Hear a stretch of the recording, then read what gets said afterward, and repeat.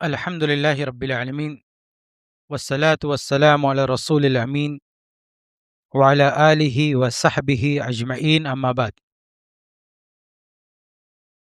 آج کے درس کا موضوع ہے علم اور عمل کا رشتہ، یعنی علم اور عمل دونوں کا آپس میں کیا رشتہ ہے، کیا تعلق ہے. اس حوالے سے کچھ باتیں آپ کے سامنے رکھنی ہیں. میں نے 10 چیزیں نوٹ کی ہیں، کوشش ہوگی کہ یہ 10 باتیں آپ کے سامنے جو وقت ہے اس میں مکمل ہو جائیں. سب سے پہلی بات یہ کہ علم کی جو بھی فضیلت ہے قرآن میں، حدیث میں، وہ عمل کے ساتھ مشروط ہے. ایسا نہیں ہے کہ آدمی نے صرف علم حاصل کیا اور عمل سے روگردانی کی اور اس کے باوجود بھی وہ ساری فضیلتوں کا مستحق ہو گیا جو علم کے حوالے سے قرآن و حدیث میں وارد ہے.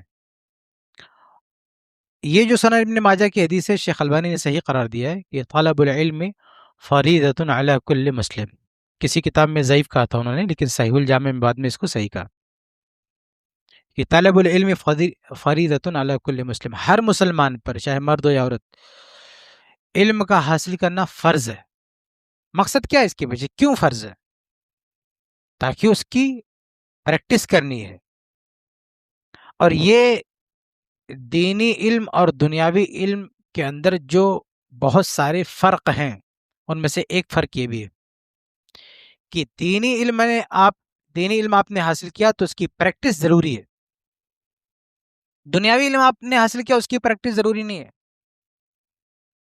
آپ نے میڈیکل کی تعلیم حاصل کی ہے، کوئی ضروری نہیں ہے کہ آپ میڈیکل کی پریکٹس کریں. آپ سوئچ کر سکتے ہیں، کسی اور فیلڈ میں آپ جا سکتے ہیں. وہ سارا علم جو آپ نے سیکھا ہے اس کو عمل میں نہ لائیں، آپ کو اللہ کوئی گناہ نہیں دے گا. لیکن جو دین آپ نے سیکھا ہے، نماز روزہ، آپ سوچیں ہم اس کی پریکٹس نہیں کریں گے، یہ نہیں چلنے والا. بہت سارے لوگ کہتے ہیں نا کہ دینی علم اور دنیاوی علم میں کوئی فرق نہیں. یہ اس دور کا سب سے بڑا فتنہ ہے جو اس طرح کی بات کرتے ہیں. زمین آسمان کا فرق ہے دینی علم دنیاوی علم میں. ایک فرق تو یہ میں نے آپ کو بتا دیا کہ دینی علم کی پریکٹس فرض ہے، دنیاوی علم کی پریکٹس مباح ہے، کرے یا نہ کرے، آپشنل ہے. ایک دوسرا فرق یہ ہے کہ دینی علم کے بارے میں آخرت میں سوال ہوگا، دنیاوی علم کے بارے میں کوئی سوال نہیں ہوگا. اس کو لے کے سوال نہیں ہوگا. جو آخرت میں حدیث ہے نا، ابھی آگے اس کو ہم مینشن کریں گے، اس سے مراد دینی علم ہے. ایک اور چیز ہے کہ دینی علم فرض عین ہے، یعنی ہر شخص کے لیے ضروری ہے. دنیاوی علم فرض عین نہیں ہے. یعنی ایسا نہیں کہ ہر آدمی کو ڈاکٹر بننا بھی ضروری ہے، ہر آدمی کا انجینئر ہونا بھی ضروری ہے، ہر آدمی کا وکیل ہونا ضروری ہے، ایسا کچھ بھی نہیں ہے. لیکن دین کی جو بنیادی معلومات ہے اسے حاصل کرنا ہر فرد مومن کے لیے ضروری ہے. یہ بھی ایک فرق ہے دینی علم دنیاوی علم میں. اچھا، مزے کی بات یہ ہے کہ دینی علم کے جو فضائل قرآن و حدیث میں آتے ہیں نا، تو دوسری فیلڈ کے لوگ جنہوں نے دوسرے میدان میں علم حاصل کیا ہے، ہم اس کی بھی عزت کرتے ہیں، اس کا بھی ایک مقام و مرتبہ ہے، اس سے انکار نہیں ہے. لیکن دینی علم کا بدل نہیں ہے وہ. تو جو بھی قرآن و حدیث میں فضائل ہیں، درجات ہیں، تو دنیاوی علوم والے کہتے ہیں کہ یہ فضائل ہمارے لیے بھی ہیں. کیا کہتے ہیں؟ یہ فضائل ہمارے لیے بھی ہیں. یہ صرف علماء کے لیے نہیں ہے، جو دینی علماء ہیں، یہ ہم بھی اس میں شامل ہیں. لیکن مصیبت یہ ہے کہ جب وعیدیں آتی ہیں قرآن و حدیث میں دینی علماء کے لیے، جیسے بخاری مسلم کی حدیث ہے نا کہ قیامت کے دن جہنم میں سب سے پہلے جن 3 لوگوں کو ڈالا جائے گا اس میں عالم بھی ہوگا. تو یہ ڈاکٹر، انجینئر، وکیل کہتے ہیں نہیں، اس سے مسجد والا مولوی مراد ہے، ہم نہیں مراد ہے. آپ سمجھ رہے ہیں؟ جب فضیلتوں کی بات آتی ہے تو کہتے ہیں ہم بھی اس میں شامل ہیں. لیکن جب وعیدیں آتی ہیں قرآن و حدیث میں کہ علماء دین نے اگر اپنا حق ادا نہیں کیا تو یہ پنشمنٹ ہے ان کے لیے، تو کہتے ہیں نہیں، اس سے مراد وہ مسجد میں رہنے والے علماء ہیں، ہم نہیں ہیں. تو کتنی دوگلی پالیسی ہے نا. حقیقت میں دینی علم ایک الگ علم ہے، یہ انبیاء کی وراثت ہے. اور یہ ہر شخص کے لیے لازم ہے. تو پہلا جو رشتہ ہے عمل اور علم کا، وہ رشتہ کیا ہے کہ اس کی پریکٹس ضروری ہے، اس کو عمل میں لانا ضروری ہے. دین علم، اللہ نے قرآن میں کیا کہا ہے سورہ مجادلہ میں، یرفع اللہ الذین آمنوا منکم والذین اوتوا العلم درجات، کہ تم میں سے جو لوگ علم والے ہیں اللہ ان کے درجات بلند کرتا ہے. لیکن صرف اتنا نہیں، آیت میں آگے کیا ہے، واللہ بما تعملون خبیر، تم عمل کتنا کرتے ہو اللہ کو پتہ ہے. تو علم جب عمل سے جڑے گا تب فضیلت لائے گا، اس کا عمل سے کنیکٹ رہنا بہت ضروری ہے، ورنہ کوئی فضیلت نہیں ہے اس شخص کی جو علم رکھے ہوئے لیکن اس کو پریکٹس میں نہیں لاتا. نماز کا علم ہے، نماز نہیں پڑھتا، روزے کا علم ہے، روزہ نہیں رکھتا، تو اس علم کا کوئی فائدہ نہیں. اللہ تعالیٰ نے ہمیں جو اس دنیا میں پیدا کیا ہے مقصد ہی یہی ہے تاکہ ہمارے عمل کو دیکھے. اللہ نے خود قرآن میں کہا سورہ ملک میں، الذی خلق الموت والحیات لیبلوکم ایکم احسن عملا، اللہ نے موت زندگی پیدا کی ہے تاکہ دیکھے، آزمائے تم میں بہتر عمل کون کرتا ہے. تو مقصد یہی ہے، یعنی دین سیکھنے کا مقصد یہ کہ عمل کر کے ہم اللہ کو دکھائیں کہ ہم میں سے بہتر کون عمل کر رہا ہے. جمعہ کے دن جو خطبہ حاجہ ہوتا ہے، ہر خطیب جو عربی میں خطبہ پڑھتا ہے اس میں 3 آیتیں پڑھی جاتی ہیں. تیسری آیت میں کیا ہوتا ہے، یا ایھا الذین آمنوا اتقوا اللہ وقولوا قولا سدیدا یصلح لکم اعمالکم.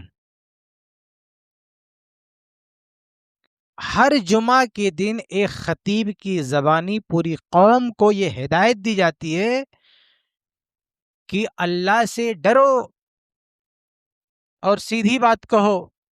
اللہ سے ڈرو گے، اچھی بات کہو گے تو اللہ تمہارے عمل کو درست کر دے گا. تو ہمارے اعمال کا درست کرنا ہماری جینے کا مقصد ہے، ہمارے سیکھنے کا مقصد ہے، ہمارے علم کا مقصد ہے، تاکہ ہمارے اعمال درست ہو جائیں. اللہ سے ڈرو، اچھی بات کہو، سیدھی بات. سیدھی بات کہنے کے لیے آپ کو علم حاصل کرنا پڑے گا، آپ کے پاس علم ہے تبھی آپ سیدھی بات کر سکتے ہیں.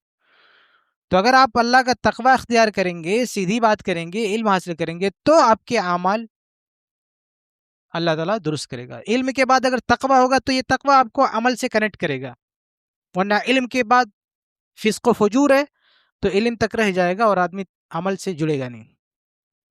تو یہ پہلی چیز ہے، پہلا رشتہ ہے علم اور عمل کا، کہ علم کی جو بھی فضیلتیں ہیں وہ تبھی ملیں گی جب آپ علم کے ساتھ عمل سے جڑو گے. یہ پہلا اسٹیج ہے علم، اگلا اسٹیج ہے عمل. علم کے بعد اس تک جانا ہے، نہیں گئے تو علم کی کوئی فضیلت ملنے والی نہیں ہے. آگے بڑھتے ہیں، ہم کچھ اسوہ رسول، اسوہ صحابہ بھی دیکھ لیتے ہیں کہ ہمارے نبی صلی اللہ علیہ وسلم کو بھی اللہ نے علم دیا، وَعَلَّمَكَ مَا لَمْ تَكُنْ تَعْلَمْ، اللہ کے نبی کو علم دیا گیا. صحابہ کو اللہ کے نبی صلی اللہ علیہ وسلم کے ذریعہ علم ملا، تو اللہ کے نبی صلی اللہ علیہ وسلم نے، صحابہ نے علم حاصل کرنے کے بعد، علم پانے کے بعد کس طرح عمل کا ثبوت دیا.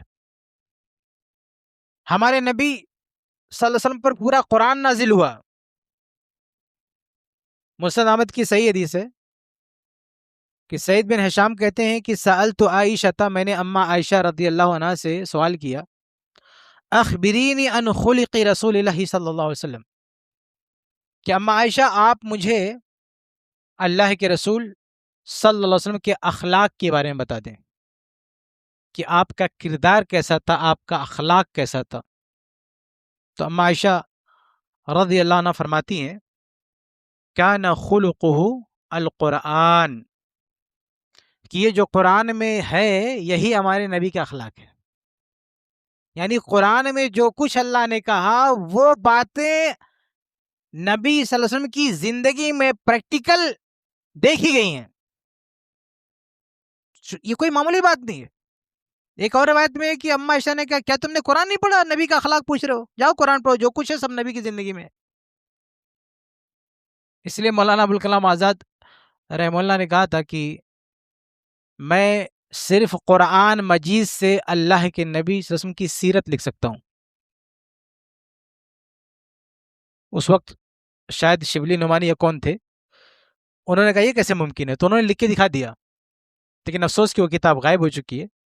لیکن صرف قرآن سے انہوں نے لکھ کے دیا. قرآن میں جو بھی اخلاق، جو کردار ہے، سب اللہ کے نبی کی زندگی میں. پتہ کیا چلتا ہے کہ جو علم اللہ نے نازل کیا نبی پر، وہ علم اللہ کے نبی نے اپنے اندر سمویا اور کر کے دنیا کو دکھایا.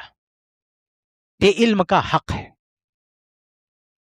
ایک اور حدیث ہے صحیح بخاری کی کہ اللہ کے نبی صلی اللہ علیہ وسلم نہ صرف عمل کرتے تھے بلکہ اتنا عمل کرتے تھے کہ آپ کے پاؤں میں سوجن آ جاتا تھا تہجد کی نماز میں طول قیام سے. آپ سے پوچھا گیا کہ غفر اللہ ما تقدم من ذنبک وما تأخر، کہ اللہ کے رسول آپ کے اگلے پچھلے سارے گناہ بخش دیے گئے ہیں.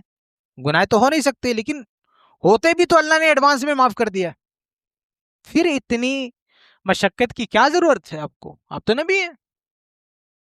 تو اللہ کے رسول صلی اللہ علیہ وسلم فرمایا کہ افلا اکون عبدا شکورا، کیا میں شکر گزار بندہ نہ ہو جاؤں؟ اتنی اللہ رب العالمین کی طرف سے اتنی مہربانیوں، اتنی عنایات کے باوجود شکر کا جذبہ کہ عمل میں پیچھے نہیں ہے، سب سے آگے ہیں ہمارے نبی صلی اللہ علیہ وسلم. صحابہ کے بھی معاملہ دیکھ لیں آپ. اس امت میں اللہ کے نبی کے بعد کس کا درجہ ہے؟ ابو بکر صدیق رضی اللہ تعالیٰ عنہ کا. یہ درجہ ان کو کیوں ملا؟ عمل کی وجہ سے، صرف نام کی وجہ سے نہیں، عمل کی وجہ سے. ابو بکر صدیق رضی اللہ تعالیٰ عنہ اس امت میں سب سے بڑے عالم اور سب سے بڑے عامل بھی ہیں. ابو بکر صدیق رضی اللہ تعالیٰ عنہ سے زیادہ علم اس پوری امت میں کسی کے پاس نہیں ہے. اچھا، علم کا سورس کیا ہے؟ دین علم کا سورس کیا ہے؟ اللہ کے رسول ہے نا. اللہ کے رسول کے ساتھ سب سے زیادہ وقت کس نے گزارا تمام صحابہ میں؟ ہاں، ابو بکر صدیق. سوال ہی پیدا نہیں ہوتا کہ ابو بکر صدیق سے زیادہ کسی کے پاس حدیثیں ہوں. ہاں، ابو بکر صدیق رضی اللہ عنہ نے حدیثیں بیان نہیں کی زیادہ، کیونکہ وہ خلافت کی ذمہ داری ان کو سونپ دی گئی، امت کی قیادت سونپ دی گئی، اس میں آپ رہ گئے، بیان نہیں کر سکے. لیکن علم جو ان کے پاس تھا وہ امت میں سب سے زیادہ تھا. اتنا علم اس امت میں کسی کے پاس نہیں تھا. لیکن وہ دوسری ذمہ داریوں میں لگے ہوئے تھے. ہاں، جب امت پر کوئی کٹھن موڑ آیا، اس سمندر نے علم کا دریا بہایا اور حالات کنٹرول میں آئے. وفات رسول کا مرحلہ آپ دیکھیں، صحیح بخاری کی حدیث ہے کہ اللہ کے نبی صلی اللہ علیہ وسلم نے کہا کہ اللہ تبارک و تعالیٰ نے اپنے ایک بندے کو اختیار دے دیا ہے کہ وہ چاہے تو دنیا میں رہے اور چاہے تو اللہ کے پاس چلا جائے. یہ سن کر ابو بکر صدیق رونے لگے. صحابہ کرام نے کہا اللہ کے نبی کسی کا واقعہ بیان کرے، اس میں رونے کی بات کیا؟ لیکن کچھ دنوں کے بعد جب اللہ کے نبی صلی اللہ علیہ وسلم کا انتقال ہوا تو صحابہ نے کہا کہ اب رونے کی وجہ ہمیں سمجھ میں آئی. کانا ابو بکر صدیق اعلمنا، ابو بکر صدیق ہم میں سب سے بڑے عالم تھے. یہ صحابہ نے کہا سب سے بڑے عالم تھے، سب سے زیادہ علم والے تھے ابو بکر صدیق رضی اللہ تعالیٰ عنہ. اور وفات رسول کے بعد ایک بڑا مسئلہ اٹھ گیا کہ اللہ کے نبی صلی اللہ علیہ وسلم کی محبت اتنی زیادہ تھی صحابہ کے اندر، عمر ابن الخطاب رضی اللہ عنہ کے اندر، وہ کہتے تھے نہیں، ہم نہیں مان سکتے کہ اللہ کے نبی کی وفات ہوئی ہے. بلکہ بعض روایتوں میں آتا ہے کہ اگر کسی نے یہ کہہ دیا تو اس کی خیر نہیں ہے. ابو بکر صدیق رضی اللہ عنہ کو پتا چلا کہ یہ مسئلہ ہے، آئے دیکھیں ان کے علم کا مسئلہ، کھڑے ہوئے. کہا ابو بکر، کہا عمر بیٹھ جاؤ. عمر نہیں بیٹھ رہے ہیں. ابو بکر صدیق کہہ رہے عمر بیٹھ جاؤ، نہیں بیٹھ رہے ہیں. تو کیا کھڑے ہوئے اور خطبہ دیا اور کہا من کان یعبد محمدا فإن محمدا قد مات. یہ قرآن کی آیت پڑھی. ایک قرآن کی اور آیت پڑھی. دونوں آیتوں میں اللہ کے رسول کی وفات کا ذکر تھا. اور کہا کہ من کان یعبد محمدا فإن محمدا قد مات. اور یہ قرآن کی آیت، معاف کیجیے، قرآن کی آیت کہ انک میت وانہم میتون، یہ قرآن کی آیت پڑھی. ایک اور آیت پڑھی. عمر ابن الخطاب رضی اللہ عنہ کہتے ہیں کہ جب ابو بکر صدیق نے یہ آیت پڑھی تو میرے پاؤں جو میں کھڑا تھا نا، ابو بکر صدیق کہہ رہے بیٹھ جاؤ، تو نہیں بیٹھ رہے تھے، لیکن جب یہ قرآن کی آیت پڑھی، جب علم دیا، علم کا دریا بہایا، تو کہتے میرے پاؤں میرا بوجھ نہیں اٹھا رہے تھے، میں آرام سے بیٹھ گیا. یعنی میرے اندر کھڑے ہونے کی طاقت نہیں تھی، وہ علم کا اثر تھا. یعنی ابھی زمان سے آرڈر کیا، بیٹھنے کے لیے تیار نہیں، لیکن جب علمی بات کی بیٹھنا پڑا ان کو. یہ ابو بکر صدیق رضی اللہ عنہ کا علم ہے. تو یہ جو سب سے بڑا مقام ملا ہے علم اور علم کے ساتھ عمل کا، یہ جو قرآن و حدیث میں علم تھا کہ اللہ کے رسول صلی اللہ علیہ وسلم کو وفات ہوگی، اس علم پہ عمل کیا، مانا اس کو، تسلیم کیا حقیقت کو. عمر ابن خطاب رضی اللہ عنہ جذبات میں آگے اس علم کو سمجھ نہیں سکے. تھا وہ علم قرآن میں، لیکن اسے واضح کیا ابو بکر صدیق رضی اللہ تعالیٰ عنہ نے. صحیح مسلم کی ایک حدیث ہے، اس سے آپ اندازہ کریں کہ ابو بکر صدیق رضی اللہ تعالیٰ عنہ کتنے زیادہ عمل کرنے والے تھے. اللہ کے نبی نے اچانک ایسے مسجد میں سوال کر دیا، هل منکم من اصبح اليوم صائما، کہ آج تم میں سے کوئی روزہ رکھے ہوئی ہے؟ سب خاموش ہیں. قال ابو بکر صدیق انا، ابو بکر صدیق رضی اللہ عنہ نے کہا کہ اللہ کے رسول میں نے آج روزہ رکھا ہوا ہے. اگلا سوال کیا، هل منکم من اتم اليوم مسکینا، کہ اچھا یہ بتاؤ آج تم میں سے کسی نے کسی مسکین کو کھانا کھلایا ہے؟ سب خاموش ہے. قال ابو بکر صدیق انا، ابو بکر صدیق رضی اللہ تعالیٰ عنہ نے کہا کہ میں نے. یہ پہلے سے کہا نہیں تھا کہ کل میں سوال کروں گا، تیاری کر کے آنا؟ اچانک پوچھ رہے ہیں، اچانک پوچھ رہے ہیں، اور سارے صحابہ خاموش ہیں. یہ مقام سمجھو ابو بکر صدیق کا کہ صحابہ میں اتنے بڑے کیوں. تیسرا سوال کیا، هل منکم من عاد اليوم مریضا، تو میں سے کوئی ایسا جس نے آج کسی مریض کی عیادت کی ہے؟ سب خاموش ہے. قال ابو بکر صدیق انا، ابو بکر صدیق رضی اللہ تعالیٰ نے کہا کہ ہاں آج میں نے یہ کام بھی کیا ہے، کسی بیمار کا حال بھی پوچھا ہے. کہا هل منکم من تبع اليوم جنازۃ، اچھا تم میں سے آج کوئی ایسا جس نے کسی جنازے میں شرکت کی ہو؟ سب خاموش ہیں. قال ابو بکر صدیق انا، ابو بکر صدیق رضی اللہ عنہ نے کہا کہ اللہ کے رسول آج میں نے یہ کام بھی کیا ہے. آپ سوچیں کہ اس جنازے میں مسجد میں موجود لوگوں میں سے کوئی نہیں گیا سوائے ابو بکر صدیق کے. مطلب کسی اننون آدمی کا، بہت ہی غیر مشہور آدمی کا جنازہ رہا ہوگا، کسی بڑے آدمی کا جنازہ ہوتا، چرچا ہو جاتا، سب پہنچ جاتے ہیں. لیکن ابو بکر صدیق ایسے ایسے لوگوں کے جنازے میں جا کے پہنچ رہے ہیں. یعنی نماز میں دیکھیے، آپ اندازہ کریں، نمازی جنازہ ایک معمولی شخص کا نمازی جنازہ نہیں چھوڑ رہے ہیں، تو بتائیے فرائض، نوافل، تہجد، اس میں ان کا کیا عالم رہا ہوگا. صدقہ خیرات کا دیکھیے، پوچھا کسی مسکین کو کھانا کھلایا، لوگوں کو خبر ہی نہیں کون مسکین ہے، کیا کون پریشان ہے، لیکن ابو بکر صدیق جا کے مسکین کا کھانا کھلا کے آ رہے. آپ سوچیں کہ زکوٰۃ کا کیا عالم رہا ہوگا، کتنا صدقہ خیرات. وہ ایک مرتبہ عمر فاروق مقابلہ کرنا چاہتے تھے نا، لیکن نہیں کر سکے. پورا گھر کا پوری سیونگ لا کے رکھ دیا اللہ کے نبی کے سامنے ابو بکر صدیق رضی اللہ عنہ نے. زکوٰۃ میں بھی ان کا کوئی مقابلہ نہیں کر سکتا، نماز میں ان کا کوئی مقابلہ نہیں کر سکتا، لوگوں کو کھانا کھلانے میں ان کا کوئی مقابلہ نہیں کر سکتا، روزہ رکھنے میں ان کا کوئی مقابلہ نہیں کر سکتا. یہی وجہ نا کہ صحیح بخاری کی حدیث ہے، جو رمضان میں ہم سنتے ہیں نا کہ جنت کے 8 دروازے، ایک دروازہ ریان ہے، اس سے روزے داروں کا جنت میں داخلہ ہوگا. تو بہت سارے لوگ کیا سمجھتے ہیں کہ جو رمضان میں روزہ رکھتے ہیں وہ لوگ ریان سے جنت میں جائیں گے. ایسا نہیں ہے نا، وہ رمضانی روزے داروں کے لیے نہیں ہے ریان. رمضان کا روزہ تو ہر کوئی رکھتا ہے، کمپلسری ہے. وہ اصل میں ان روزہ داروں کے لیے ہے جن کی زندگی میں روزے کی عبادت غالب ہے.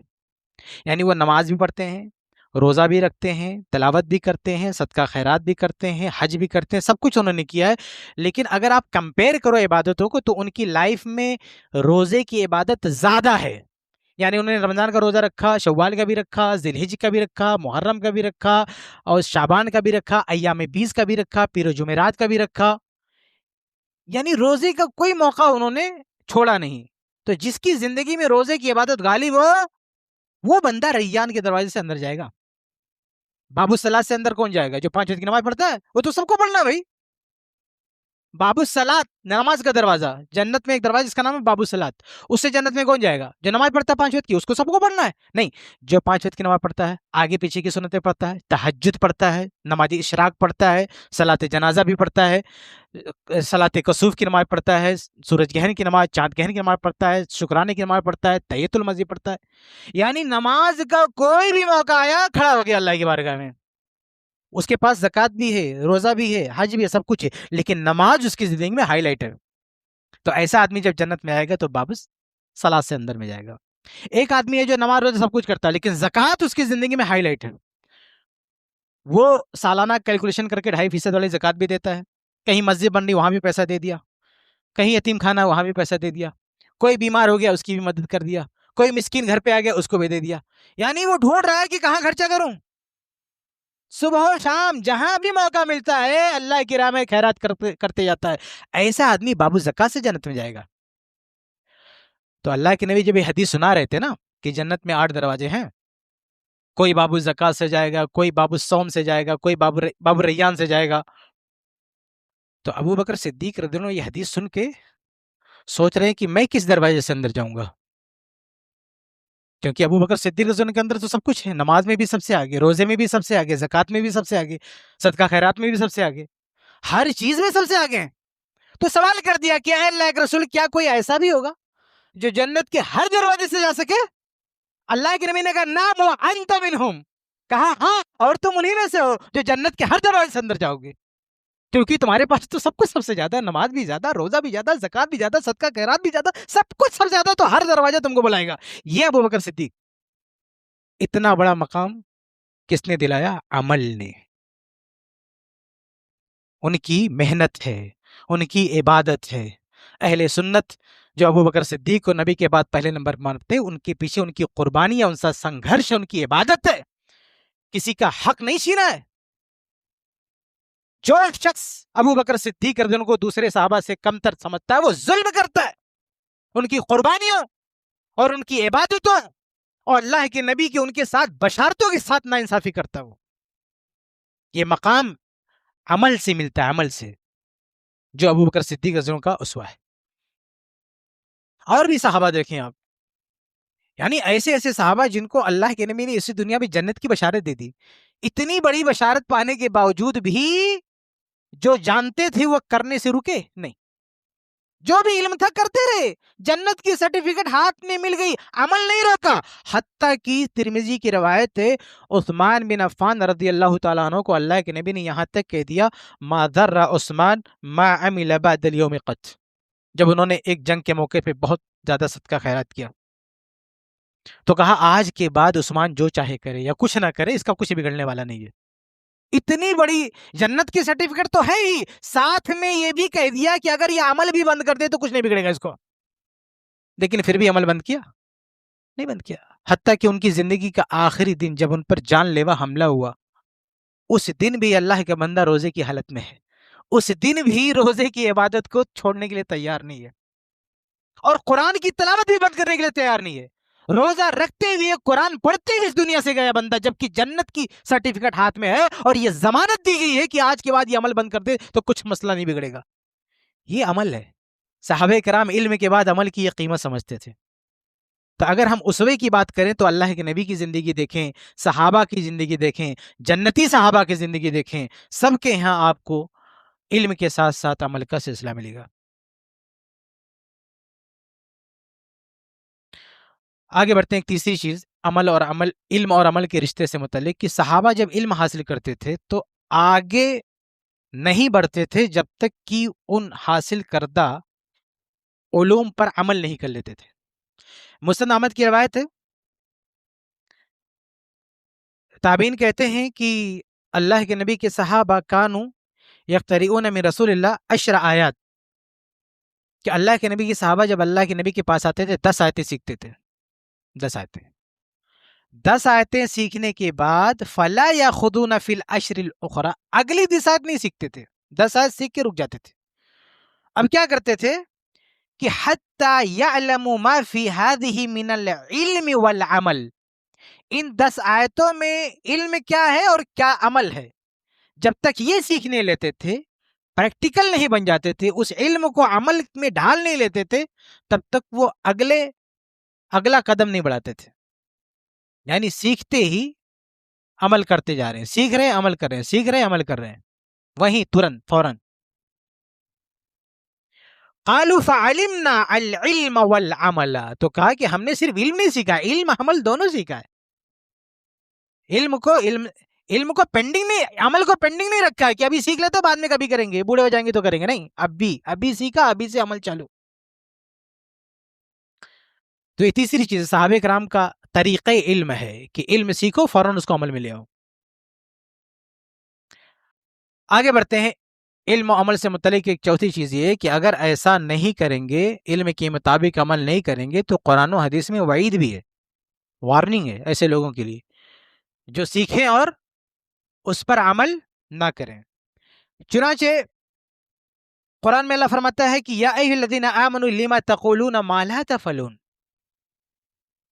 کہ اے ایمان والو ایسی بات کیوں کہتے ہو جو کرتے نہیں ہو. اصل میں اس کا پس منظر یہ آپ تفسیر پڑھیں گے عبداللہ بن عباس رضی اللہ تعالیٰ عنہ، دوسرے صحابہ کی تفسیر ہے کہ کچھ لوگوں کا کہنا تھا کہ اگر جو نئے نئے مسلمان ہوتے تھے صحابہ، تو ایک عرصہ گزرنے کے بعد وہ پختہ ہوتے تھے ایمان میں عمل میں. لیکن کبھی کبھی ابھی مسلمان ہوئے تو ابھی صبح کلمہ پڑھا ہے تو شام کو ابو بکر صدیق جیسے تو نہیں ہو جائیں گے نا، ٹائم لگے گا ان کو سیکھنے میں. تو کبھی کبھی ایسے موقع پہ جو نئے نئے مسلمان ہوتے تھے اس موقع پہ کچھ ایسی بات کہے جاتے تھے جس کا ان کو اندازہ نہیں ہوتا تھا کہ یہ بات کہنی چاہیے کہ نہیں، پھر آہستہ آہستہ وہ پختہ ہو جاتے تھے. تو ایسے کچھ لوگ کہتے تھے کہ ہمیں اگر یہ موقع ملے، ہمیں یہ موقع، ہم یہ کریں گے وہ کریں گے، یعنی عمل کے لالچ میں بہت بڑی بڑی بات کرتے. تو جب مواقع آتے تو کوتاہی ہو جاتی. تو اللہ تعالیٰ کہہ رہا ہے کہ کیوں ایسی بات کہتے ہو جس پہ عمل نہیں کرتے. یعنی اگر کچھ کہنا ہے، کچھ عزم ہے، کچھ سیکھنا ہے، کچھ جاننا ہے تو پھر عمل کے لیے تیار ہو. اگر عمل نہیں کیا تو جان کے کیا فائدہ، بڑی بڑی بات کر کے کیا فائدہ جب آپ کو عمل ہی نہیں کرنا ہے. تو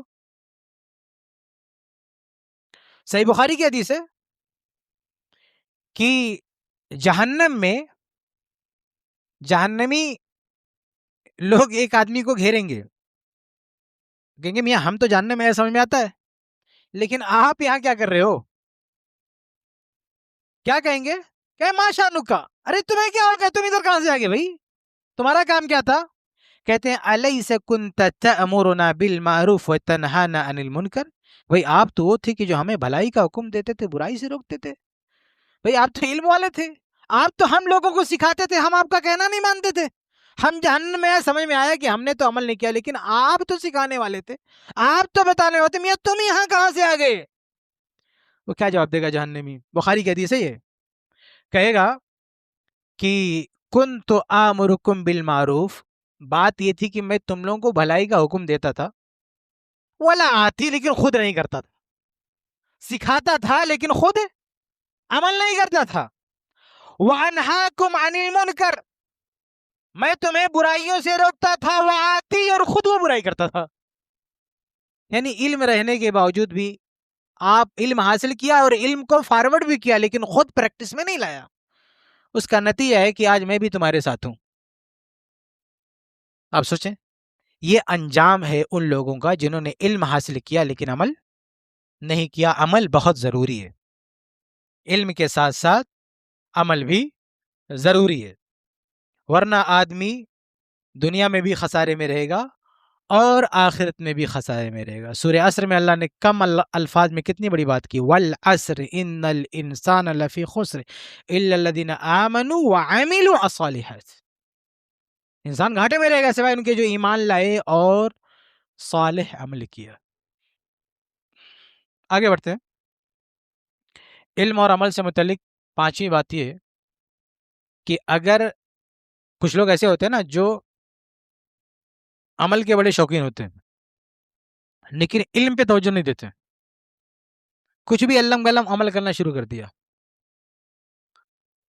تو اس کا بھی کوئی فائدہ نہیں ہے. پہلے علم اس کے بعد عمل.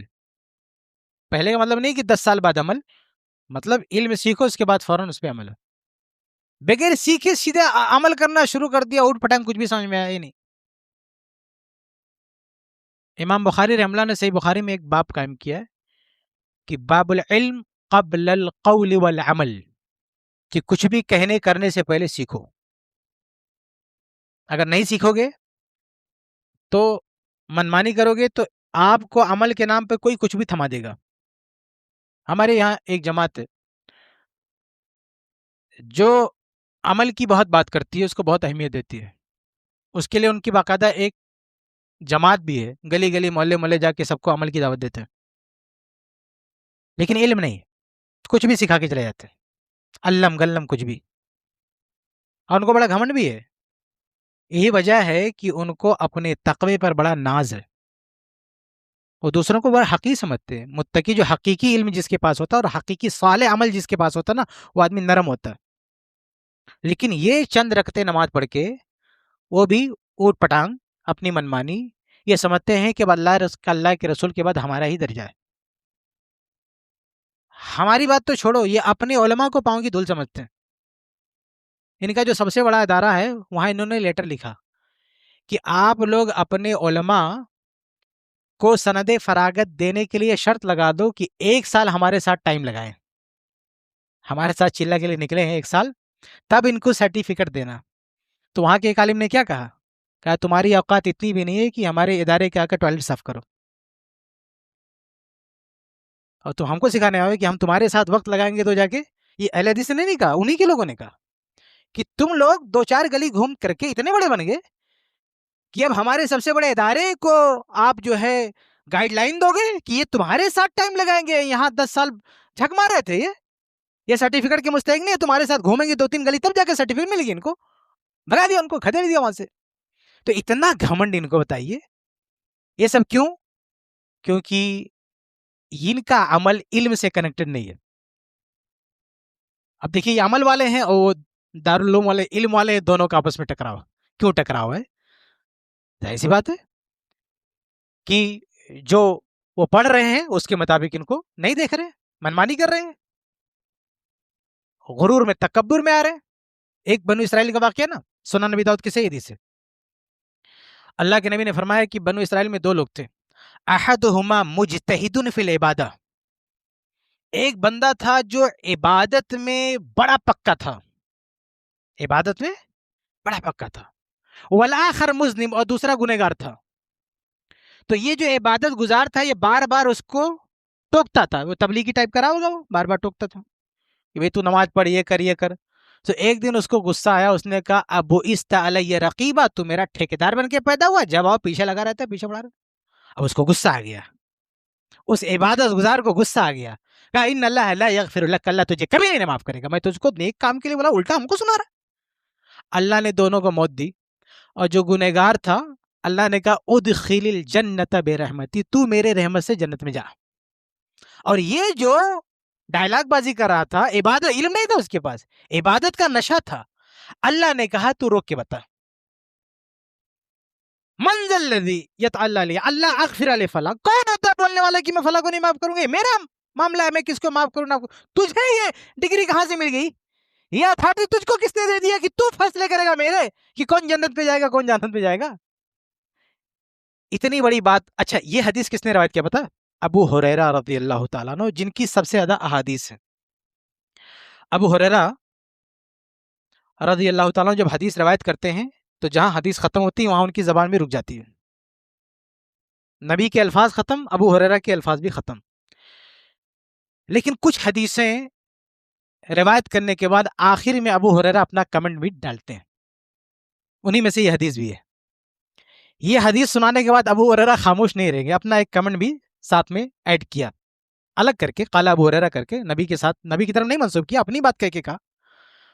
قال ابو ہریرہ کہتے ہیں کہ میں کہتا ہوں کہ اس نے ایک ایسی بات کہہ دی او بقت دنیا و آخرہ، اس کی ایک جملے نے اس کی دنیا آخرت برباد کر دی. ابو ہریرہ جو علم والے ہیں، جو بہت بڑی احادیث والے ہیں، وہ یہ حدیث سنا کے سکھا رہے ہیں اپنے طلبہ کو. حدیث سنا کے کہہ رہے ہیں دیکھو اس ایک جملے نے اس کی دنیا آخرت برباد کر دی. مطلب یہ کہ علم حاصل کر کے گھمنڈ نہیں کرنا. مطلب علم حاصل کرو، تو علم حاصل کرو گے تو تمہارے اندر گھمنڈ نہیں آئے گا، ورنہ اگر علم حاصل نہیں کیے تو ایسے چھوٹی موٹی عبادت پہ تم کو بہت بڑا گھمنڈ آ جائے گا۔ ایک اور حدیث ہے نا صحیح مسلم کی، کہ ایک آدمی نے 99 قتل کیا، اب گیا کسی راہب کے پاس، عبادت گزار کے پاس مسئلہ پوچھنے۔ یہ بھی ہمارے یہاں جو ہے ہماری ایک بد نصیبی ہے کہ اگر ہم نے کسی کو کرتا پاجامہ ٹوپی پہنتے ہوئے اور 2-4 واعظ و نصیحت کرتے ہوئے دیکھا تو علامہ سمجھ لیا اس کو، کہ فتویٰ بھی دے دے گا وہ، تو پہنچ گیا اس سے پوچھنے کے لیے۔ تو اس نے کیا کہا؟ اس نے کہا بھی اللہ مجھے معاف کرے گا، میں نے 99 لوگوں کو قتل کیا۔ تو کہہ رہے 99 کو مار کے آیا، وہ سوچ رہا اللہ تجھے معاف کر دے گا، کیسے معاف کرے گا تجھ کو؟ اس نے تلوار اٹھا بھی وہیں مار دیا، پورا سینچری مکمل کر لیا اس نے 100۔ اس کے بعد کچھ لوگوں نے کہا ارے بھائی اگر مسئلہ پوچھنا کسی عالم کے پاس جاؤ، تم نے کس سے پوچھ لیا؟ تو اس کے بعد لوگوں نے اسے عالم کے پاس بھیجا۔ اب دیکھیے یہ عبادت والا تھا، مطلب یہ آدمی جو مارا گیا نا یہ عبادت گزار تھا۔ اب دوبارہ جب عالم کے پاس گیا، وہ عالم بھی عبادت گزار ہے لیکن علم ہے، اس نے کہا یہ سو کیا ہے، اس سے بڑا بھی تیرا گناہ تو اللہ معاف کر دے گا، اللہ کی رحمت بہت بڑی ہے۔ پھر اس نے رہنمائی کیا کہ دیکھو یہ لوکیشن چینج کر دو، تم یہ رہنے کی جگہ نہیں، اگر سدھرنا چاہتے ہو نا یہاں رہ کے تم سدھر نہیں پاؤ گے، ماحول ہی ایسا ہے، دوسری جگہ چلے جاؤ۔ یہ علم اور عبادت گزار کیا رہے گا؟ نہیں، اس کو اتنا نشہ رہے گا میں یہیں رہ کے متقی بن جاؤں گا، لیکن وہ علم والا تھا۔ پہلی بات بتایا کہ تم کو اللہ معاف بھی کر دے گا، پھر رہنمائی کیا کہ تم وہاں چلے جاؤ، یہ تمہاری، یہ علماء کے پاس یہ حکمت ہوتی ہے، علم ہوتا ہے۔ ایک اور حدیث ہے نا صحیح بخاری کی، کہ ایک شخص کو عبادت کا بڑا شوق تھا، جریج والا واقعہ، اس کو اتنا شوق تھا کہ جنگل میں کٹیا بنا کے جا کے عبادت کرتا تاکہ مجھے کوئی ڈسٹرب نہ کرے، یعنی آبادی سے نکل گیا۔ تو اس کی ماں گئی اس کو بلانے کے لیے، تو وہ نماز پڑھ رہا تھا، عبادت کر رہا تھا، اس نے اپنی ماں کی بات سنی ہی نہیں۔ دوبارہ اس کی ماں گئی، اس نے نہیں سنا۔ تیسری بار گئی، پھر وہ عبادت نماز پڑھ رہا تھا، نہیں سنا۔ اس کی ماں نے بد دعا دی کہ یہ مرنے سے پہلے ذلیل ہو جائے۔ اس کے بعد ہوا کیا؟ ایک عورت نے بچہ جنا اور کہا کہ اس کا باپ یہ کٹیا والا ہے، حالانکہ اس کا باپ وہ نہیں تھا، وہ تو نہیں، یقیناً وہ نہیں کہا، پہنچا ہوا بندہ تھا، وہ علم اس کے پاس کم تھا لیکن تھا وہ اللہ والا، بہت پہنچا ہوا تھا وہ۔ تو لوگوں نے کیا کیا، اس کی کٹیا توڑ دیا، گھسیٹ کے مارا اس کو، جہاں وہ عبادت کرتا تھا نا اس کو توڑ ڈال دیا، اور کہا کہ تو یہاں بہت وہ بنتا ہے نیک اور یہ سے کام کرتا ہے۔ اب وہ بہت پریشان ہوا۔ حافظ ابن حجر رحمہ اللہ صحیح بخاری کی شرح میں لکھتے ہیں کہ اگر یہ عالم ہوتا تو نماز توڑ کے اپنی ماں کی بات سنتا۔ بھائی نفل نماز آپ پڑھ رہے ہیں، آپ کی ماں بلا رہی ہے، تو وہ بات زیادہ آپ اگر تہجد گھر میں پڑھ رہے ہو نا، اپنی ماں نے بلا دیا، فوراً تہجد توڑو، آپ اپنی ماں کی بات سنو۔ یہ علم والا سوچے گا، لیکن جس کے پاس علم نہیں سوچے گا ارے میں تو تہجد کی نیت بن گیا، اب ماما بلائے ابا بلائے اس سے کیا لینا دینا، اس سے بڑا کام میں کر رہا ہوں، یہ جاہل کی سوچ ہوتی ہے۔ لیکن عالم اپنی نیت توڑ دے گا، عالم نماز تہجد وہیں روک دے گا، ماں باپ کی بات سنے گا۔ عبداللہ بن عباس رضی اللہ تعالیٰ عنہ اعتکاف میں بیٹھے ہوئے تھے، ایک آدمی آیا، کہا میں بہت پریشان ہوں اور میرا مسئلہ آپ ہی حل کر سکتے ہیں۔ عبداللہ ابن عباس اس کے ساتھ نکل گئے باہر، لوگوں نے کہا رہے یہ آپ اعتکاف میں ہیں، اعتکاف توڑ کے جا رہے ہیں، تو کہا میں جو کام کرنے جا رہا ہوں اس کا ثواب اعتکاف سے زیادہ ہے، اس کا ثواب اعتکاف سے زیادہ ہے۔ لیکن آج ہمارے یہاں کوئی اعتکاف میں بیٹھ جائے اور کوئی پرابلم میں ہو تو آدمی اعتکاف نہیں توڑ سکتا۔ ایک جگہ میں گیا تھا بہار میں، تو ایک ڈاکٹر صاحب تھے جو اعتکاف میں بیٹھے ہوئے تھے، اور ان کے گھر کے آس پاس ایک کیس آ گیا پیشنٹ کوئی مریض کا، اور کوئی ڈاکٹر اویلیبل نہیں تھا، تو لوگوں نے کہا بھی وہ اعتکاف میں بیٹھے ہیں، چلو ان سے بات کرتے ہیں۔ گئے بات کرنے، اس نے بھگا دیا، کہا نہیں میں تو اعتکاف میں بیٹھا ہوں۔ اس جاہل کو کون سمجھائے کہ اگر تو اعتکاف توڑ دیتا اور اس کی آ کی مدد کرتا، جس کے کوئی ڈاکٹر اویلیبل نہیں ہے، فیس بھی لے لیتا، پیمنٹ بھی لے لیتا، تو بھی اللہ تجھے اتنا ثواب دیتا جتنا تجھے اعتکاف نہیں رہتا، اتنا اعتکاف میں نہیں ملتا تم کو۔ لیکن یہ مسئلہ ہے جب آدمی علم کے بغیر عبادت میں اتر جاتا ہے، تو یہ علم اور عبادت کا رشتہ سیکھو، اس کے بعد عمل کرو تاکہ وہ عمل قابل قبول ہو، ورنہ جو ہے وہ عمل مردود ہو جائے گا۔ صحیح مسلم کی حدیث ہے نا، اما عائشہ فرماتی ہیں من عمل عملا لیس علیہ امرنا فہو رد، جس نے کوئی ایسا عمل کیا کہ اس پر ہمارا حکم نہیں ہے، وہ ہمارے بتائے ہوئے طریقے کے مطابق نہیں ہے، وہ مردود ہے، ریجیکٹڈ ہے، اس کی کوئی حیثیت نہیں ہے۔ آگے بڑھتے ہیں، چھٹی چیز علم اور عمل کے تعلق سے، کہ اگر آپ علم کے مطابق کوئی عمل کر بھی رہے ہیں تو اس کی کیفیت بھی جاننا ضروری ہے۔ صرف اتنا جاننا ضروری نہیں ہے کہ یہ نماز اللہ کے نبی نے پڑھنے کے لیے کہی، یہ نماز اللہ کے نبی نے کیسے پڑھی وہ بھی جاننا ضروری ہے۔ صحیح بخاری کے حدیث اللہ نے فرمایا صلو کما رأیتمونی اصلی، تم نماز ویسے پڑھو جیسے میں پڑھتا ہوں۔ تو صرف اتنا کافی نہیں ہے کہ نماز پڑھنے کا حکم اللہ کے رسول کا ہے، نماز پڑھنے کا حکم کیسے ہے، روزہ رکھنے کا حکم کیسے ہے، اس کی ایک ایک چیز سیکھو۔ عمل کرنے سے پہلے ایک ایک چیز سیکھو کہ اللہ کے رسول نے ایسے سیکھا، ایسے ایسے ہم کو کرنا ہے۔ کیونکہ ایسا نہیں کریں گے، اللہ کے نبی کے خلاف کریں گے تو وہ عمل ضائع ہو سکتا ہے، یا اس کا نقصان کم ہو سکتا، اس کا فائدہ کم ہو سکتا ہے، نقصان زیادہ ہو سکتا ہے۔ اگر وہ عمل قبول بھی ہو گیا تو بھائی اس پیکج میں تو نہیں رہے گا جو اصل تھا، کافی کچھ آپ نے ڈیمیج کر دیا اس کو، نادانی میں، کم علمی میں۔ اس لیے اگر اپنی نماز کو مضبوط بنانا چاہتے ہیں، روزے کو مضبوط بنانا چاہتے ہیں، تو سیکھیں کہ نماز نبوی کیا ہے، صوم نبوی کیا ہے، اس کے مطابق جو ہے آپ عمل کرنے، ورنہ اپنا بھی نقصان کریں گے، بسا اوقات سامنے والے کا بھی نقصان کریں گے آپ۔ کوئی جیسے زکوٰۃ کا مسئلہ ہے، لوگوں کو بڑا شوق ہے زکوٰۃ دینے کا، لیکن زکوٰۃ کیسے دے پتہ نہیں ہے۔ جو فرض زکوٰۃ ہوتی ہے، جو غریب کا حق ہے، اس پیسے کا راشن خرید کے اس کو دے دیں گے، اپنا بھی نقصان کیا، اس کا بھی نقصان کیا آپ نے۔ یہ کون سا جوش ہے بھائی؟ بظاہر بڑا اچھا کام ہے کہ راشن کپڑا دینا، لیکن یہ کہاں سے دینا ہے؟ آپ کو اپنے سیونگ والے پیسے سے دینا ہے، زکوٰۃ والے پیسے سے نہیں دینا ہے۔ ہم ہی نہیں کہتے کہ راشن دینا غلط ہے، راشن دینا بہت اچھا، آپ راشن کا ٹرک جا کے فقیر کے گھر پہ گرا دو، نو پرابلم، بہت اچھی بات ہے، لیکن اپنے پیسے سے نا۔ یہ زکوٰۃ اس کا پیسہ تھا، اس کے پیسے سے کیوں دیا آپ نے؟ یہ پیسہ اس کے ہاتھ میں جانا چاہیے تھا۔ اگر ایسا تو یہ اپنا بھی نقصان کیا اور سماجی طور پر سامنے والے کا بھی نقصان کیا، وجہ یہ کیونکہ علم نہیں ہے اس کے پاس، صرف عمل کا جوش ہے اس کے اندر، رفاہی کا، غریبوں کی مدد کرنے کا جوش ہے، لیکن اس جوش میں اسے پتہ نہیں کہ کتنی بڑی غلطی کر رہا ہو۔ تو کوئی بھی عمل آپ کریں تو اس کی کیفیت کیا ہے وہ بھی معلوم ہونی چاہیے۔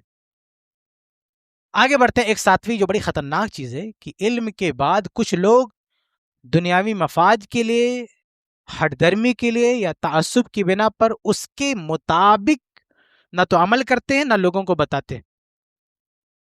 یہ مسئلہ اصل میں یہودیوں کا تھا، اللہ نے ان کو علم دیا تھا، لیکن جب اللہ کے رسول آئے صلی اللہ علیہ وسلم تو ان کو علم تھا کہ یہ نبی حق پر ہے، لیکن اپنی ضد کی وجہ سے، دنیاوی لالچ کی وجہ سے انہوں نے اعتراف نہیں کیا کہ یہ نبی حق۔ تو ایسے علم کا کیا فائدہ کہ آپ نے علم سیکھا، آپ کو پتا ہے کہ یہ سچ ہے، لیکن آپ سوچ رہے ہو کہ اگر ہم نے اعتراف کر لیا کہ یہ سچ ہے تو یہ بولنے والا تو ہمارا مخالف ہے، اگر ہم نے کہہ دیا کہ یہ سچ ہے تو ہمارا کیا حال ہوگا، ہماری کمیونٹی ہمارے ساتھ کیا کرے گی، ہمارے لوگ ہمارے ساتھ کیا کریں گے۔ تو ایسے علم سے کوئی فائدہ نہیں میرے بھائی۔ علم اگر آپ کے پاس ہے تو وہ علم آپ کے اندر اتنی جرات پیدا کرے کہ آپ اس علم کا اظہار کر سکو، چاہے اس اظہار سے آپ کے ماں باپ ناراض ہوں، آپ کی کمیونٹی ناراض ہو، کوئی بھی ناراض ہو، لیکن آپ کو علم کا ساتھ دینا چاہیے، علم کو چھپانا نہیں چاہیے۔ بہت سارے لوگ تعصب میں آ کے، جیسے مسلکی تعصب میں آ کے کسی مسلک سے جڑے ہوئے ہیں، اب کسی اہل حدیث نے کوئی سچی بات بھی کہی تھی، اب وہ آدمی ماننے کے لیے تیار نہیں، دنیا بھر کی تعویلات، دنیا بھر کی نہیں۔ یہ علم کا تقاضا نہیں، یہ علم کی توہین ہے کہ اگر آپ نے سیکھا ہے اور آپ کہیں کہ نہیں، بلکہ بڑے تعجب کی بات ہے کہ کل میں نے تقلید کے درس میں وہ حوالہ پیش کیا تھا، ایک بہت بڑے عالم ہیں دیوبند کے، انہوں نے تقریر ترمذی میں لکھا ہے کہ الحق والانصاف ان الترجیح للشافعی فی هذه المسئلہ، کہا کہ حق اور انصاف تو یہ ہے کہ اس مسئلے میں راجح بات امام شافعی کی ہے، یعنی ان کا علم کیا گائیڈ کر رہا ہے ان کو کہ سچائی امام شافعی کے ساتھ ہے، ولیکن لیکن ہم کیا ہیں، ہم مقلدون، ہم مقلد ہیں، یجب علینا تقلید امامنا ابی حنیفہ، ہم پر اپنے امام ابو حنیفہ کی تقلید واجب ہے۔ یہ کون سا علم ہے میرے بھائی کہ آپ زبان سے کہہ رہے ہو کہ حق ادھر ہے لیکن ہم ادھر ہی رہیں گے؟ یہ علم نہیں، یہ اس علم کا کیا فائدہ؟ یہ تو معاف کیجئے یہودیوں والا علم ہے، ان کو پتا تھا کہ اللہ کے رسول حق پر ہے لیکن نہیں مانیں گے، اللہ کے رسول کو مان لیا ہمارا اسٹیٹس لو ہو جائے گا، ہم کہاں کے رہیں گے؟ تو یہ علم آپ کو اس گمراہی کی طرف نہ لے جائے، ورنہ یہ علم وبال جان بن جائے گا، اللہ نے قرآن میں ایسے لوگوں کے بارے میں کہا ہے کہ مثل الذین حملوا التوراۃ ثم لم يحملوها كمثل الحمار يحمل اسفارا، ان کی مثال جن کو تورات دی گئی گدھے کی طرح ہے، گدھے پہ کتابیں لاد دو لیکن وہ گدھا لادے ہوئے کچھ سمجھ نہیں کتابوں میں ہے کیا. تو اللہ تعالیٰ نے گدھا کا ایسے لوگوں کو، یہودیوں کو گدھا کا اللہ تعالیٰ نے ایک گدھے کی طرح ہے کہ کتابوں کا بوجھ لدا ہوا ہے لیکن اس گدھے کو کیا پتا میری پیٹھ پہ کیا ہے، علم کا انبار گدھا لادے ہوئے ہے لیکن نہیں. تو ایسے ان مقلدین کا حال ہے، یا کوئی بھی کسی بھی مسلک کا ہو جو اپنی انا کے لیے اپنے علم کو داؤ پہ لگا دے، اپنے علم کا اعتراف نہ کرے، اظہار نہ کرے اور اس کو عمل میں نہ لائے. سورہ بقرہ میں اللہ تعالیٰ نے ایسے ہی یہودیوں کے بارے میں کہا کہ اتأمرون الناس بالبر وتنسون انفسکم وانتم تتلون الکتاب، کہ تم لوگوں کو بھلائی کا حکم دیتے ہو، یعنی ان کو حق پرستی کا، سچائی کی تعلیم دیتے ہو، اور خود اپنے آپ پر اس کو امپلیمنٹ نہیں کرتے. وانتم تتلون الکتاب، جبکہ تم کتاب پڑھتے ہو، اللہ کی قرآن پڑھتے ہو، تم کو علم ہے، علم ہونے کے باوجود دوسروں کو علم سکھاتے ہو. خود کا حال یہ ہے کہ علم ہونے کے باوجود تم نہیں مان رہے ہو. اللہ کو دلوں کا حال معلوم ہے نا، اللہ جانتا ہے کہ یہودیوں کے دل میں کون سا علم ہے. تو اللہ، ہم کو تو اندازہ ہو سکتا ہے نا کہ جانتا کہ نہیں جانتا، لیکن اللہ کو تو پورا پتا ہے کہ اس کے دل میں کیا ہے. تو اللہ کو پتا ہے کہ یہودی جانتا ہے لیکن مان نہیں رہا ہے. تو یہ ہمارا علم ہمارا یہ حل نہ کرے کہ ہم علم کے ساتھ گمراہ ہو جائیں.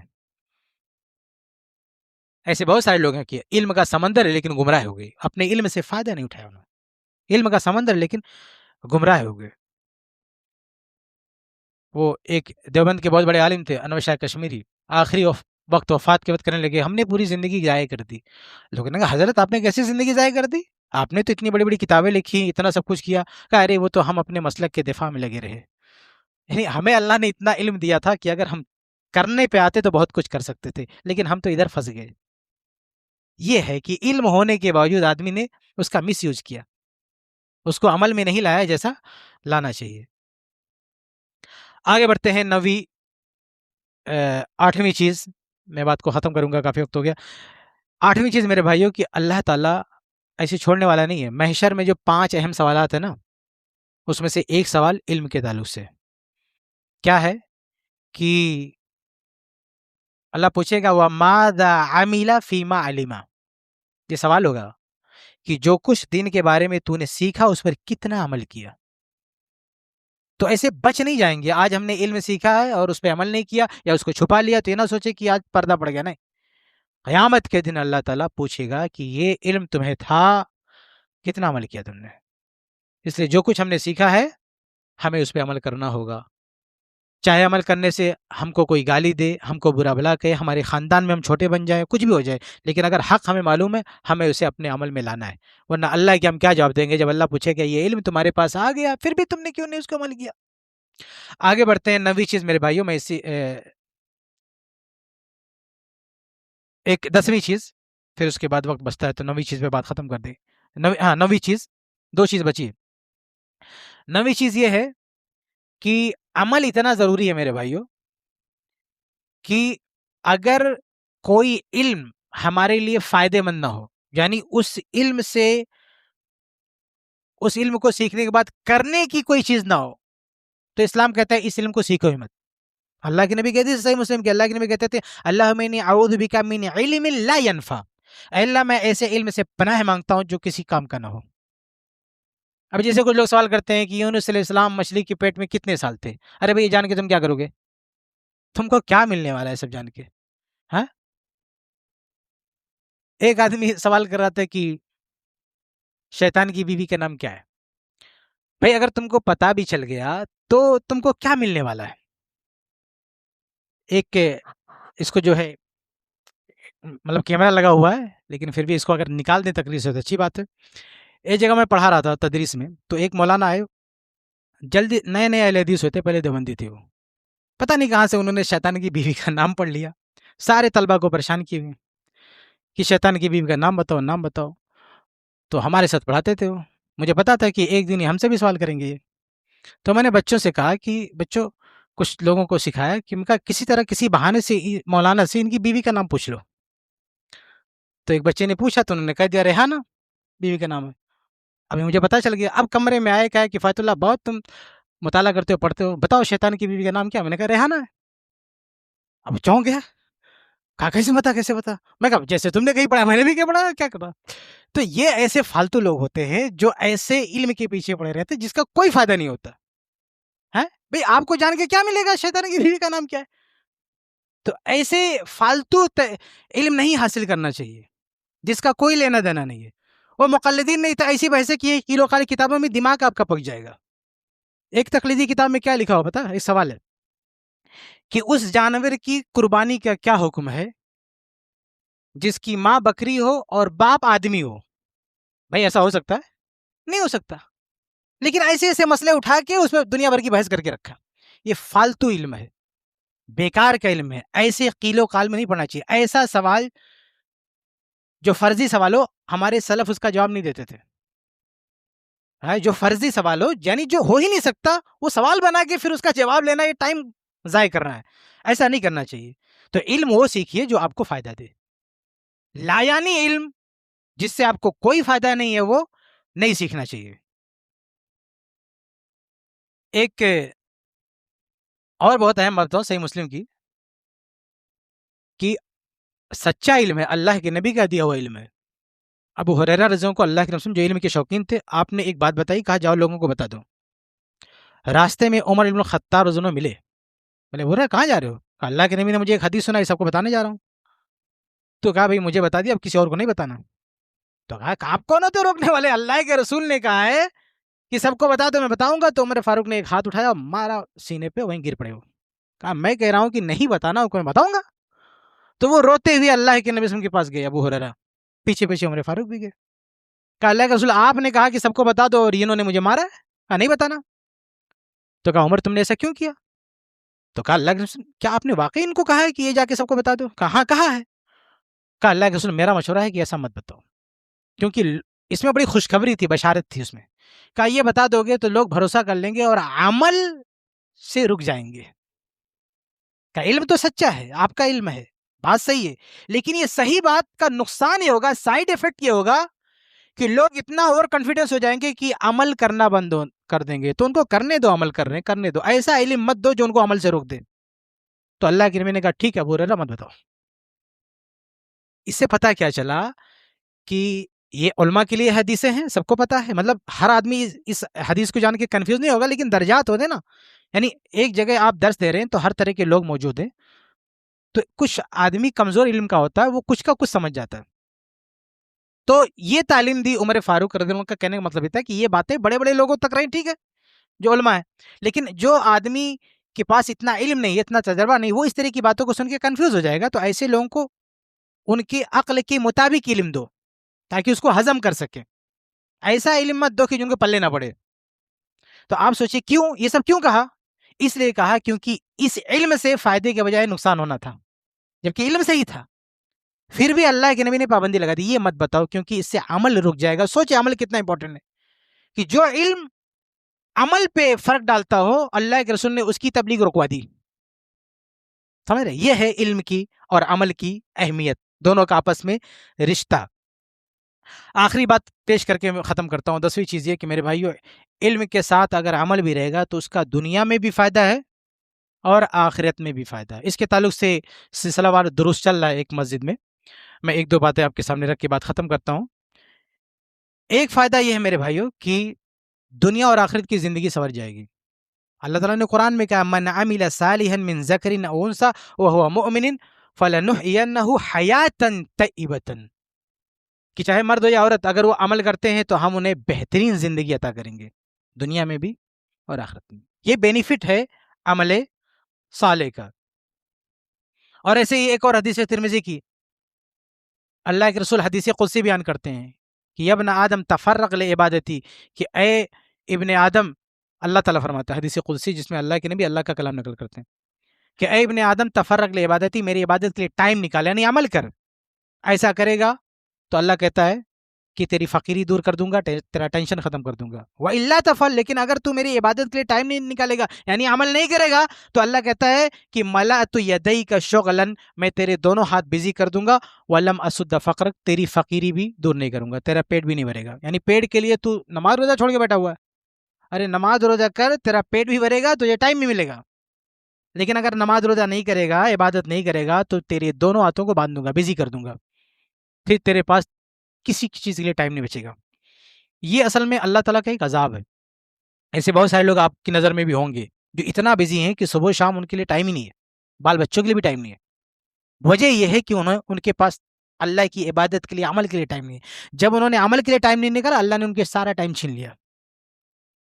لیکن جو نماز میں آتے ہیں 5 وقت کی، چاہے وہ عرب پتی کیوں نہ ہو، جو مسجد میں آتے ہیں نا، ان کے پاس ٹائم رہتا ہے، برکت رہتی ہے، اپنے بچوں سے ملتے ہیں، بھائیوں سے ملتے ہیں، حتیٰ کہ عام آدمی سے بھی دعا سلام کرتے ہیں مسجد میں آ کے، کیونکہ وہ علم سے عمل سے جڑے ہوئے ہیں۔ لیکن جو عمل سے بھاگتا ہے، اللہ تعالیٰ ایسا قہر نازل کرتا ہے کہ عام آدمیوں سے دعا سلام دور کی بات، اپنے ماں باپ بال بچوں سے بھی ملنا نصیب نہیں ہوتا اس کو، وہ حال اللہ کر دیتا ہے۔ تو یہ عمل کا بینیفٹ ہے کہ آدمی عمل کرتا ہے تو وقت میں برکت ہوتی ہے، اور اس کے ساتھ ساتھ سب سے اچھی بات یہ ہے کہ جب دنیا سے جاتا ہے تو اس کو کوئی ٹینشن نہیں ہوتا۔ جو عمل والا ہوتا ہے اللہ تعالیٰ اس پر جو ہے سکینت نازل کرتا ہے۔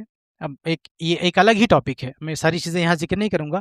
خلاصہ یہ ہے کہ اس کا جو سفر آخرت ہوتا ہے بڑا آرام دہ ہوتا ہے، وفات کے وقت اس کو بینیفٹ ملتا ہے، پھر اس کا جنازہ جب قبر تک لایا جاتا ہے تو اس عمل کا بینیفٹ ملتا ہے، قبر میں سوال جواب ہوتا ہے تو وہاں عمل کا بینیفٹ ملتا ہے، محشر میں عمل کا بینیفٹ ہے، حساب و کتاب کا، یعنی ایک لمبا سلسلہ ہے عمل کے فوائد کا۔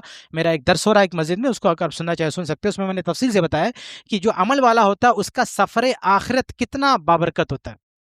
موت سے لے کر جنت تک کا جو اس کا سفر ہے، قدم قدم پر اس کے عمل کی جو برکات اس کو ملیں گی، آپ حیران رہ جائیں گے۔